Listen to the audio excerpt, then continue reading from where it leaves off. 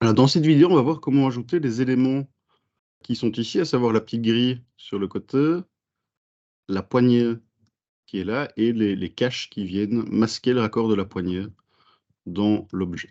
Alors, pour créer la poignée qui est ici, qui est dans un groupe poignée, je dis un groupe, c'est une collection, j'ai utilisé l'outil Curve Bézier. Donc, dans Add Curve Bézier, on va pouvoir ajouter cette courbe de Bézier 2D dans le viewport. Alors, cette courbe, on peut l'éditer. Le principe de fonctionnement est similaire à celui d'Illustrator, c'est-à-dire qu'une fois qu'un point est sélectionné, on peut le déplacer et on a accès aux poignées de tangente de ce point. Qui vont permettre de modifier la courbure entre les deux points. On peut modifier le type de point. Donc, dans le clic droit, Set Handle Type ou Set Spline, Set Handle Type, pardon. On va pouvoir utiliser, je dirais, principalement le vecteur et la lignée. Enfin, moi, personnellement, je travaille surtout avec ces deux-là. Vecteur, ça va me permettre d'avoir une ligne droite entre mes points. Maintenant, quand je vais déplacer un point, je vais récupérer potentiellement une courbure à un endroit. Donc, je vais devoir, avec V, repasser mon vecteur pour récupérer l'alignement des points. Alors, avec 2 points, on ne va pas très loin. Je dirais que la difficulté, c'est de se rendre compte qu'il n'y a que 2 points et de ne pas aller compter les poignées de Bézier ici comme des points en plus. Donc ça parasite un peu la lisibilité de la chose. Donc ici, ce que je vais simplement faire, c'est sélectionner donc mes 2 points, faire un clic droit et faire un subdivide pour ajouter, je le fais 2 fois, des points de contrôle supplémentaires. Donc à partir du moment où ces points sont ajoutés, je vais pouvoir les déplacer, les repositionner pour, et voilà, venir créer cette espèce de petite anse qui vient ici sur le côté de la boîte. Donc, je vais zoomer un petit peu. Voilà, je vais mettre un point ici. On peut les snapper sur la grille, hein. Je sais que c'est quelque chose qui a été vu. Une fois que mes 2 points me semblent correctement positionnés, je vais appuyer sur V et repasser ici en vecteur pour avoir une ligne droite. Là, pour le retour qui monte, je vais avoir besoin d'un point supplémentaire, donc je vais resubdiviser une fois de plus ceci. Oups. Je place mes points. Et hop, je les remets en vecteur. Là. Si je souhaite aligner les points qui sont ici, c'est comme ce qu'on avait vu préalablement, c'est via le scale. Donc on appuie sur S, on choisit l'axe, c'est X, et on se met à 0, on fait Enter, et c'est aligné. On remet éventuellement vecteur s'il y a un début de courbure, on repositionne le point à la main pour avoir quelque chose de propre. Donc là, ici en dessous, c'est fait. Là, les 3 points qui sont ici, je les aligne. SX0 Enter. Je les repositionne. J'aurais pu faire l'alignement avec ces points-là. En fait, bon, c'est plus petit. Donc là, je vais le réduire un petit peu. Je remets tout en vecteur. SY0. Les points. Celui-là, il ne veut pas se remettre à sa place. Je le déplace à la main parce que sinon, il reste fort loin. Et là, j'ai la base de ma poignée. Et pour donner du volume, pour donner une épaisseur à cette poignée, je vais venir dans les paramètres de la ligne.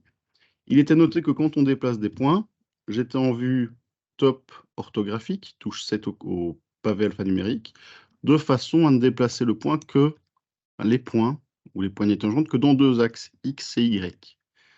Si vous êtes en vue perspective lorsque vous faites un déplacement de point, le risque, c'est de déplacer le point dans les 3 axes et donc de casser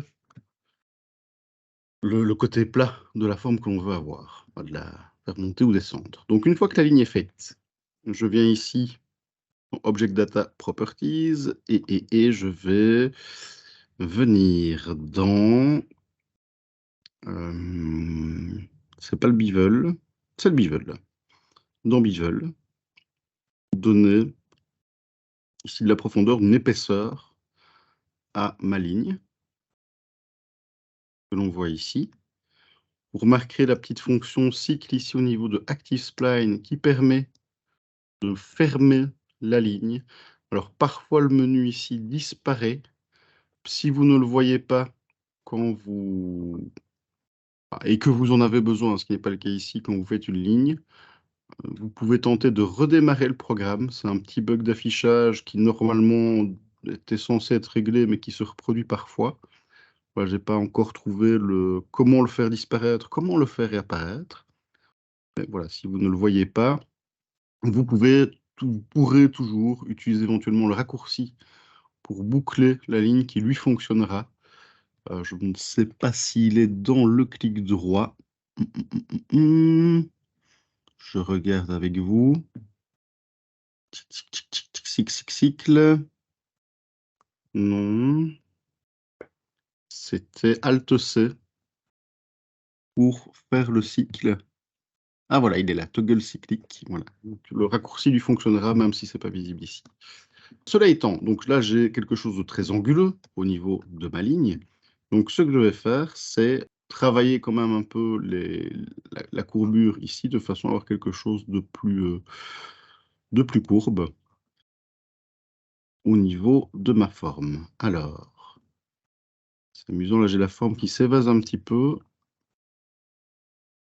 parce que les points sont trop rapprochés les uns des autres. Donc là on espace un petit peu, on étire un peu les choses. Et je vais courber ici. Courber là. On voit qu'il y a une cassure à ce niveau-ci. Là, c'est du clic chipot, j'appelle ça. Donc, je vais essayer de retravailler les poignées de tangente pour récupérer quelque chose de courbe. Alors, si malgré tout, on souhaite quelque chose de garder quelque chose de plat, comme c'est le cas ici, c'est possible en gardant les poignées horizontales et en ne travaillant que l'inclinaison des autres points.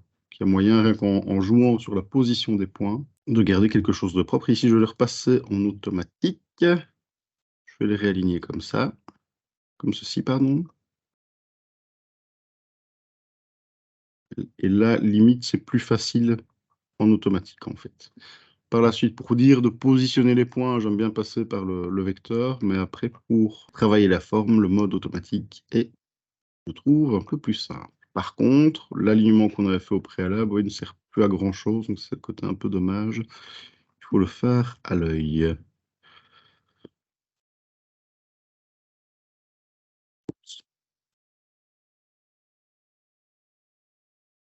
On va faire pareil. De ce côté-ci, je passe en automatique. En fait, il n'y a pas trop le choix que de retravailler la position des points et des poignées de tangente. Voilà. C'est pas parfait. J'avais travaillé plus proprement la première fois. Alors, ce qui peut impacter la forme ici, c'est la valeur de subdivision, la résolution. Ici, le 4 et le 12 qui sont visibles ici. Donc, je vais afficher le wireframe. Vous n'êtes pas obligé de le faire, hein, dans les propriétés de l'objet pour vous expliquer le principe. Si on réduit la résolution qui est ici, on va modifier la quantité de segments sur le pourtour de la forme. Et 4, c'était bien. Si on modifie la résolution en U, on va réduire la quantité de segments qui vient subdiviser et découper la forme sur la longueur. Donc ça peut permettre d'éventuellement optimiser l'objet. Maintenant, dans le cas présent, on va garder une valeur élevée. Je crois que c'était à 12. Voilà. Et on va travailler comme ça. Alors, si malgré tout ici, vous n'arrivez pas à régler le problème de l'angle qui est là, rien n'empêche de tenter d'ajouter un point en plus avec une subdivision. Ça va permettre, donc, à chaque fois qu'on ajoute un point, en fait, ça va augmenter la quantité de segments ici sur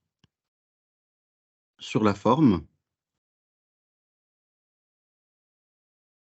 Et là, c'est un problème de poignée de tangente. Et pour débloquer ceci, Là, ici, je vais tirer directement juste sur le point. Et on a quelque chose de plus anguleux ici. On n'est pas obligé d'augmenter, enfin, on pourrait augmenter la résolution, mais on peut aussi simplement subdiviser, hop, pour ajouter un point en plus. Ça, je vais l'aligner.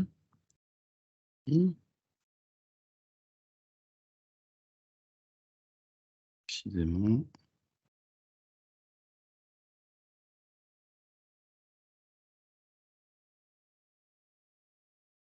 Je regarde par rapport au petit et par rapport à la grille, en fait. Je déplace pour avoir l'équivalent d'avoir quelque chose qui suit un maximum la grille. On retirer du coup plus sur ce point-ci.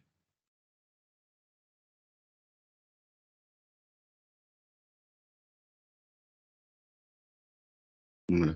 Et là, on a la poignée qui est faite, que je vais simplement positionner à ce niveau-ci. Le point de pivot est resté ici sur le côté parce que j'ai déplacé à un moment donné tous les points de la ligne. Et donc le point de pivot, quand on repasse son object mode, lui, il reste sur place quand on fait cette opération-là. Donc pour le remettre au centre de l'objet, je viens dans l'objet, cette origine, tout géométrie. Là, je suis venu le positionner ici. On peut toujours évidemment redéplacer les points. Donc ça, c'est par rapport à la poignée qui est là. Profil pour remettre ceci à 12. Je fais un petit check de ce qui avait été préalablement réalisé ici.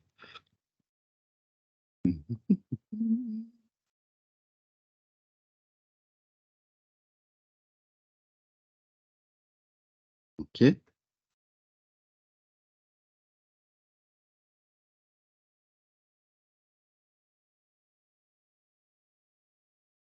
Pour les caches qui sont là, ce sont simplement des cylindres qui ont été modifiés au niveau de leur taille et écrasés. Donc, vous créez un cylindre, vous l'écrasez sur Z, sur YX, et vous adaptez comme ça ses proportions pour venir le positionner à ce niveau-ci. Une fois que l'opération a été faite, n'oubliez pas de resetter la valeur de scale, donc c'est dans Objet, Apply, Scale. CTRL A marche très bien aussi, hein. Ça permet d'éviter de devoir se balader dans le menu. Cet élément-ci peut remettre son origine sur la géométrie également. Et je l'ai dupliqué sur les 4 coins ici de l'objet. Donc au niveau de la copie, on peut soit faire un CTRL-C, CTRL-V. Ça va simplement dupliquer l'objet, soit faire un Alt-D. Là, ça va dupliquer également l'objet aussi, mais je vais créer une instantiation de l'objet. C'est-à-dire que quand je vais modifier les points de l'un, les points de l'autre vont se modifier aussi. Donc ça peut être pratique si par la suite on souhaite retravailler directement tous les éléments d'un coup. Alors, en repositionnant en fait le point de pivot de cet élément-ci, dans la mesure où j'avais fait des copies avec Alt-D, c'est intéressant, j'ai tous mes autres caches qui ont foutu le camp et qui se sont déplacés ailleurs. Il y en a même un que j'ai perdu, le cache 2. Donc là, je vais les repositionner à la main. Numpad supr pour zoomer sur la sélection et pour tourner autour de la sélection, raccourci très très pratique, que je rappelle. Mettre ici au centre. Là. Donc ça, ce problème-là, vous ne l'aurez pas hein, si vous faites les choses dans l'ordre que je vous ai donné. Si vous repositionnez le point de pivot, vous aurez un bug similaire. Bah, après, c'est rien de Rien de trop grave.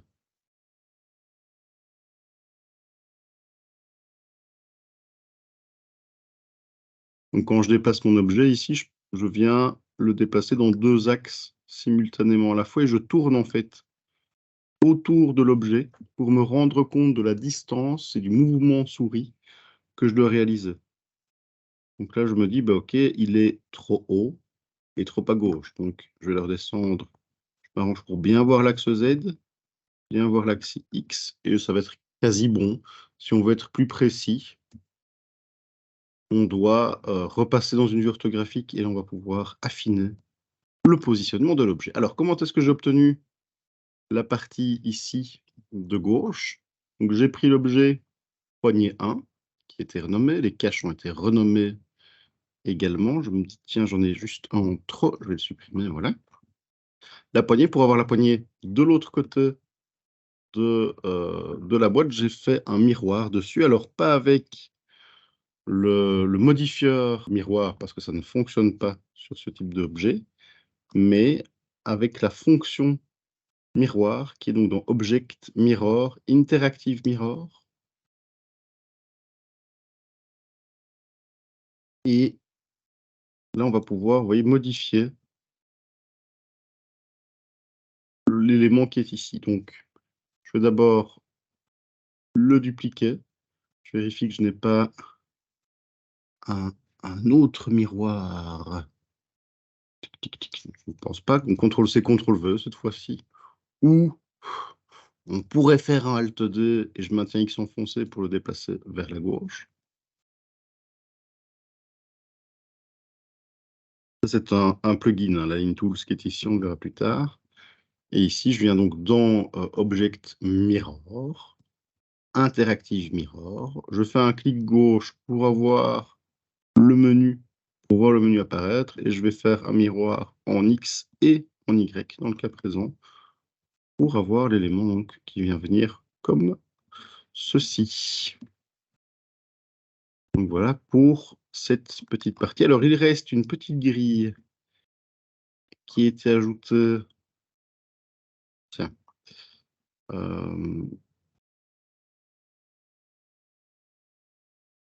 sur le bord de la boîte. Là, ce sont simplement des cylindres qui ont été dupliqués.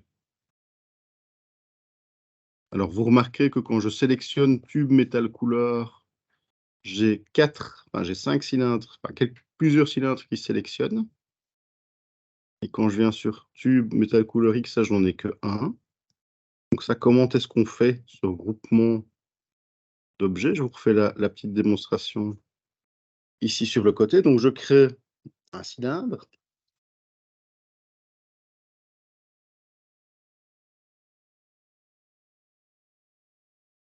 Mèche cylindre. Là, je modifie sa dimension. On va réduire le rayon, on va le mettre à 2 centimètres ou peut-être même 1 centimètre sur 20 de haut, sur 30 de haut, sur 0,5 de rayon. Voilà, on disait que c'était quasi bon. Je viens le déplacer ici. Je vais en faire une rotation sur l'axe des X à 90 degrés. Je vais venir le positionner, le rapprocher de l'ouverture qui a été réalisée ici. Là, ici, on peut encore modifier sa taille avec le scale cette fois-ci, vu que j'ai perdu le menu de paramétrage du cylindre que j'avais tout à l'heure.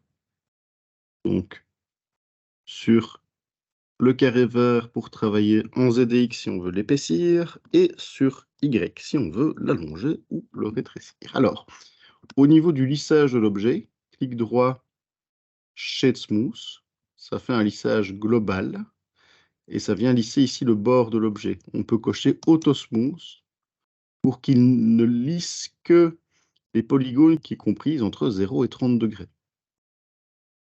Okay. Ça va avoir quelque chose d'un peu plus propre, c'est ce qui a été fait ici, sur les caches qui sont là. Une fois que mon objet est fait, pour le dupliquer, j'ai utilisé un modifieur, qui est le modifieur array, qui va permettre de dupliquer, de définir une quantité d'objets que l'on va pouvoir espacer plus ou moins fort dans une direction en X, Y ou Z. Donc, je vais mettre 0 en X, 0 en Z, et ici, je vais le faire en Y pour dupliquer mes éléments. Pourquoi est-ce que c'est Y et pas Z? Parce que c'est vrai qu'on pourrait se dire, oui, mais monsieur, ici, l'axe Y, il va vers la droite, parce que je suis en mode relatif et que j'ai fait une rotation à 90 degrés de l'objet. Donc, en fait, le point de pivot actuellement affiché au niveau du système d'axe, c'est l'axe du monde. On est en global. Si je regarde en local, le Y est bien vers le haut. Donc, c'est l'objet par rapport à lui-même qui est dupliqué ici. Comme ça, vous savez ce petit point-là. Et il y a un des cylindres que j'avais redupliqué à la main simplement pour à terme mettre une couleur différente dessus, tout simplement. Alors, si on reste là, on va les espacer un petit peu plus. Tout reste réglable à ce stade-ci. Je les avais déplacés comme ceci. Peut-être pas besoin d'en mettre 18, c'est un peu trop. Voilà, je pense qu'avec 12, 13 cylindres, ce sera bon. Si vous en avez un en plus ou un en moins, ce n'est vraiment pas grave. Donc voilà, pour le relative offset. Ici, donc, j'ai mon tube métal couleur que je vais renommer. Tube métal. Ici, je vais mettre simplement tube underscore métal. Voilà. Et là, j'ai le modifieur array qui est donc les modifieurs. Je peux encore tout changer à ce stade-ci. Ici, il n'y est plus. Pourquoi?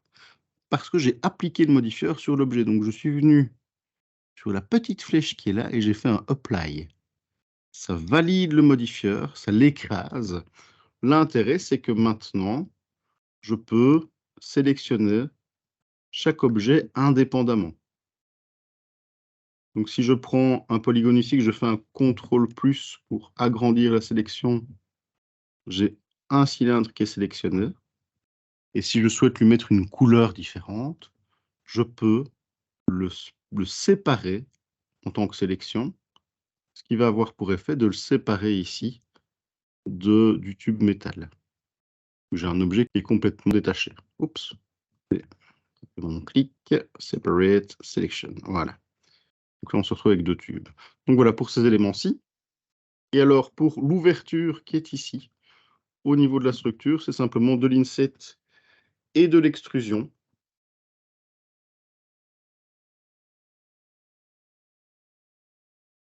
Qui ont été réalisés. Je vais en refaire un de l'autre côté, comme ça vous voyez l'étape. Je regarde un peu ce que j'avais fait. Donc, en supposant qu'on veuille faire une ouverture à ce niveau-ci. Donc j'ai bien 6 phases de sélectionner, Inset, Extrude. Alors là, pour faire mon extrusion, je ne suis pas bien mis, donc je fais un clic droit pour annuler, puis je rappuie sur E pour refaire mon extrusion. Je refais un Inset à l'intérieur pour marquer l'angle ici. CTRL+, si je souhaite réagrandir ma sélection et la modifier, par exemple, je pourrais tout scaler en Y, puis en Z.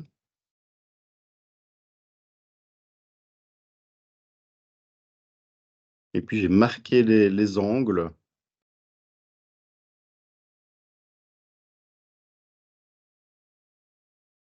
En faisant un bevel. Alors, juste à ce niveau-ci, j'ai un petit artefact qui apparaît.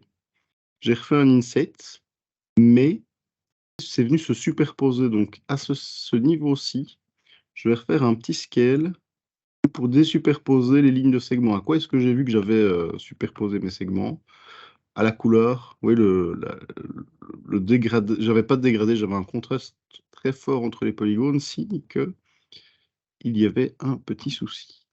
Voilà. Je reviens sur les segments. Alt, clic gauche, Shift pour sélectionner les angles, et puis on essaye. Est-ce qu'il faut aller jusque-là ou est-ce qu'il faut s'arrêter plus tôt? Ça, j'ai envie de dire, faites le test en activant la subdivision. Bevel.